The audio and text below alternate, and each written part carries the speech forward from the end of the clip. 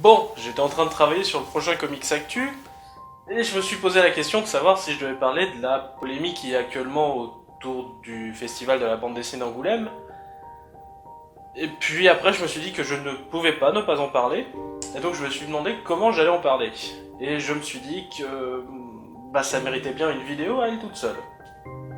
Donc,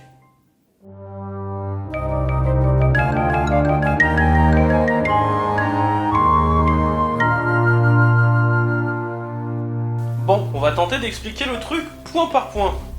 Et donc on va commencer depuis le début. Qu'est-ce que le festival d'Angoulême ? Non, mais rigolez pas, je suis sûr qu'il y a 2-3 petites choses qui vous ont échappé. Déjà, commençons par rappeler son nom complet. Festival international de la bande dessinée d'Angoulême. En plus de nous apprendre que le dit festival se déroule à Angoulême, il se veut international. De nombreux prix sont remis, mais seuls 2 réussissent vraiment à avoir un impact sur les médias généralistes, et donc le grand public. Le prix du Fauve d'Or, qui récompense le meilleur album de bande dessinée de l'année précédente, et le Grand Prix du Festival, qui récompense une carrière entière et l'ensemble de son œuvre. Et la dite polémique touche plus précisément la question de ce fameux Grand Prix du Festival. Il se trouve que sur les 30 nominés initiaux, il n'y avait aucune femme cette année. Et comme on l'a dit, ce prix représente une consécration non pas de l'année passée, mais de l'ensemble de l'œuvre de l'auteur. La question qui se pose donc est simple. N'y a-t-il donc pas suffisamment de femmes dont la carrière est suffisamment fournie pour ne serait-ce que mériter d'y figurer ? La réponse c'est que il y en a des tonnes qui pourraient apparaître. Bon, je ne vais pas faire une liste exhaustive, mais rien qu'en bande dessinée de type franco-belge, on peut citer Claire Bretécher, Claire Wendling, Chantal Montpellier par exemple.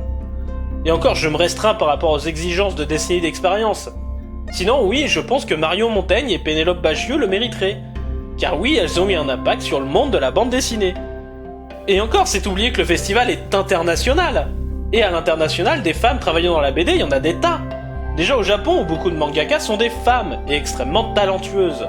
Ryoko Ikeda, que vous connaissez sans doute via l'adaptation au dessin animé de son manga phare La Rose de Versailles, à savoir Lady Oscar. Moto Hagio, carrément surnommée la mère du shoujo moderne, qui bosse depuis 1969. Et même Rumiko Takahashi, qui a bercé mon enfance avec les Ranma 1/2, que j'ai certes mis 2 ans à acheter au bouquiniste du coin avec mes vulgaires deniers de lycéen, mais qui est pour moi le manga aux personnages les plus maîtrisés qui soit. Et j'ai même pas encore parlé du côté de la BD américaine. Nell Brinkley, la première femme à réussir à être publiée dans un comic strip dès le début du XXe siècle. Rose O'Neill, Gladys Parker, Jackie Ormas, Ruth Atkinson, Marie Séverin, Anne Nocenti, Gail Simone, Barbara Kessel, Jill Thompson, et ma liste continue encore beaucoup. Ouais ok, bon, y a pas de femmes cette année. Et alors ? Il y en a eu l'année dernière, non ? Oui, l'année dernière, il y en avait une. Marjane Satrapi. Alors voilà, c'est juste qu'il y en a pas cette année. Elles vont pas chialer parce que il y en a pas là, quoi. L'ennui, c'est que ce prix-là ne récompense pas les œuvres, mais l'ensemble de l'œuvre, c'est-à-dire la carrière.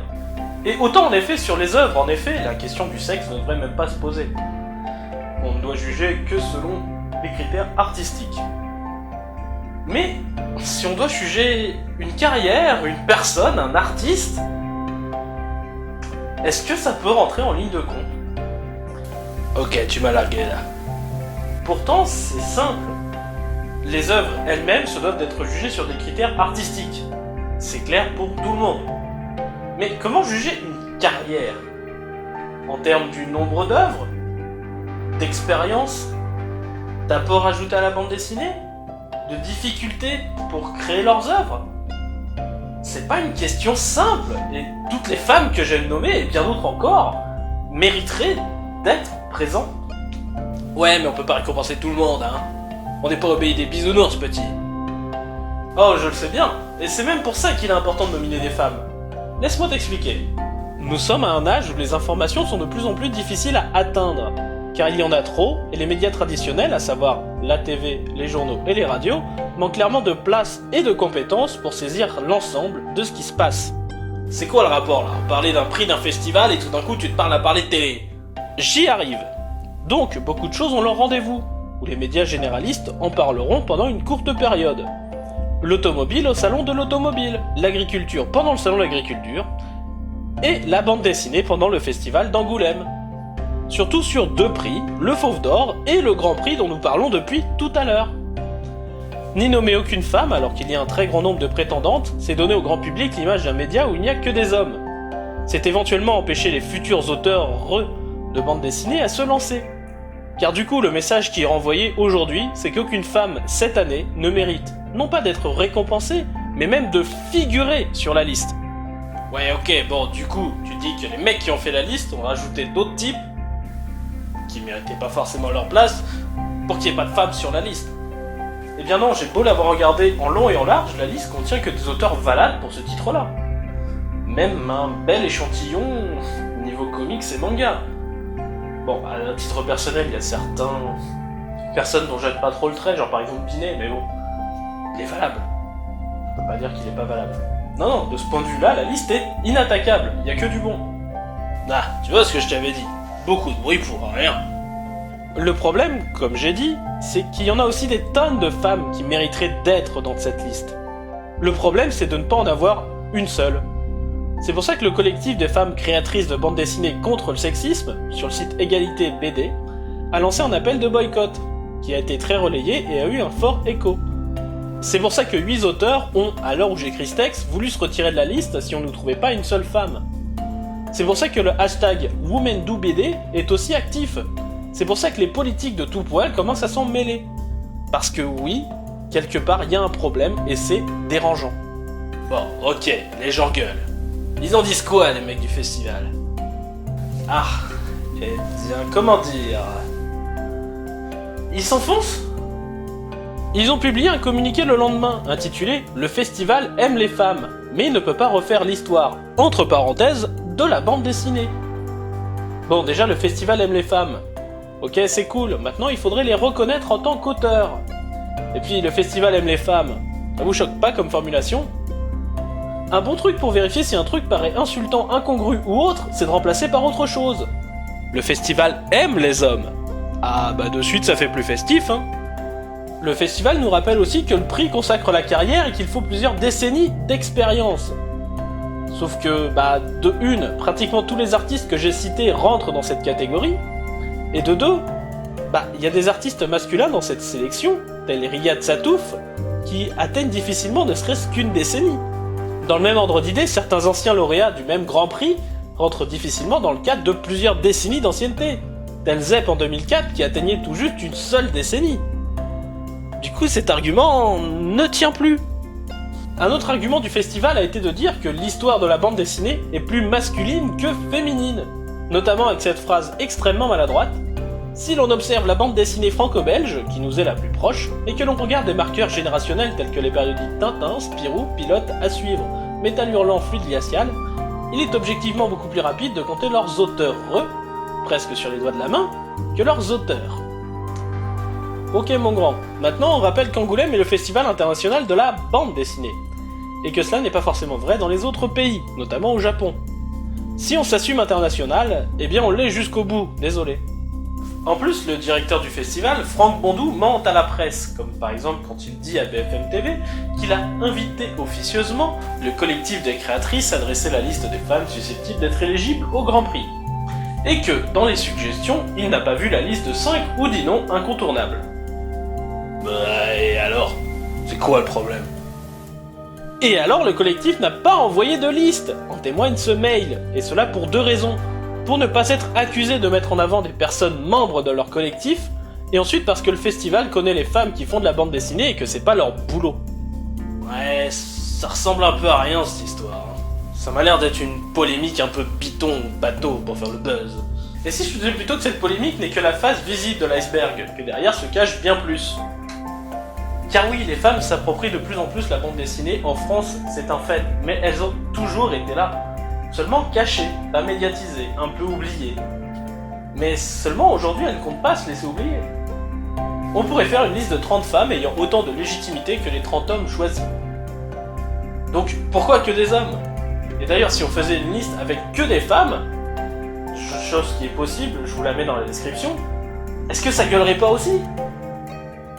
Ok, mais faut faire quoi, hein? Mettre en place des quotas. Mais surtout pas, c'est la dernière des choses à faire. Mettre en place des quotas, c'est la dernière des choses à faire. Avoir des femmes représentées doit être naturel, pas forcé. Et c'est pourquoi la réaction du festival de rajouter des femmes à la sélection pue un peu. Tout le monde pensera que ces femmes sont là pour éviter la grogne, et non pas à cause de leur talent, et cela même pour plusieurs années. Et ce serait dommage. De même, certaines propositions que j'ai pu lire sur le net, comme créer des compétitions séparées, un peu dans le style meilleur acteur, meilleure actrice comme aux César ou aux Oscars, est une mauvaise idée, peut-être même la pire. Car oui, nous parlons de l'art, et chacun est égal face à l'art. Déjà qu'en sport, l'argument de séparer les femmes et les hommes est limite, mais ici, il est inexistant. Ok, donc t'es comme tous les gens qui se plaignent, hein. T'as pas de solution en fait. Des solutions ? Si, on pourrait commencer par mettre plus de femmes dans le jury, non ? Ok, depuis la réforme des concours, ce sont une partie des auteurs français qui sélectionnent, parmi ce qu'a déjà sélectionné le festival, 3 personnes ou livres où le jury choisira un vainqueur. Dans les auteurs votants, on retrouve forcément des femmes, mais il serait bon aussi d'en trouver dans le festival, afin de fournir des noms dans la liste et le résultat final. Ensuite, cette solution n'est pas idéale, car ce qui se passe au festival n'est que le reflet de ce qui se passe partout ailleurs dans notre pays. Le débat n'est pas nouveau et même un débat de société. Je sais ce que je veux comme futur, mais peut-être que vous ne voyez pas les choses de cette façon.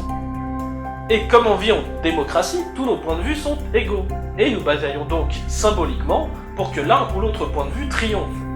Voilà ce qui est un débat de société, et c'est ce que nous vivons. En conclusion, je tiens à rappeler qu'une seule femme a reçu ce fameux Grand Prix pendant les 30 et quelques années du festival, Florence Sestac. C'était en l'an 2000. Nous sommes depuis quelques jours en 2016. Et Sœur Anne, je ne vois rien à l'horizon, seulement l'internet qui s'émeut et le festival qui merdoie. Bon, petit addenda, il se trouve qu'après l'écriture de la vidéo, d'autres éléments sont apparus. Des noms féminins étaient apparus sur la liste des candidats, tels Marjane Satrapi, Moto Hagio et Posy Simmons. Puis la page a subitement disparu, remplacée par ceci, renvoyant la page d'accueil. De même, le festival a actualisé son communiqué, sans préciser que l'article a été modifié, ce que j'ai trouvé un peu mesquin. Dans cette actualisation, le festival rajoute quelques points tentant de rendre moindres les objections soulevées, et réactualise son propos avec les avancées faites aujourd'hui. Mais du coup, sans la mention que l'article a été édité, ce qui rend moins fort la réponse du collectif, vu que les objections qu'elle soulève sont en fait répondues dans l'actualisation. Et quelqu'un qui n'a pas lu encore peut se dire, mais ils sont connes ou quoi, c'est marqué. Voilà. C'est un peu une méthode pourrie, et j'aime pas trop les méthodes des pourris. Bon, si vous vous posez la question, il y a un camp qui fait que discuter pour l'instant, et l'autre a déjà menti aux médias et a changé son discours écrit sans mentionner les changements effectués. Selon moi, ça aide un petit peu à la balance. Bon, deuxième petite addenda. Il se trouve que depuis, le festival a décidé de laisser à toutes et à tous les auteurs le soin de choisir le ou la lauréate du Grand Prix. Désolé. Il faut dire aussi que des soupçons avaient été levés quant à l'intégrité du jury. Cela nécessite donc de bidouiller un peu le site, expliquant donc cette page-là. Bref, pour l'instant, le climat semble être à l'apaisement, et je trouve ça bien que les auteurs aient le choix sur cette catégorie qui, après tout, est un peu... Voilà, c'est genre le grand prix. Ouais, c'est genre le prix spécial un peu aux Oscars ou aux César. Je trouve ça bien. Donc du coup, je sors cette vidéo en tant que récapitulatif des tenants et aboutissants, en tout cas je l'espère. Le temps de faire une vidéo en plus d'être malade, ne me laissant pas trop le choix.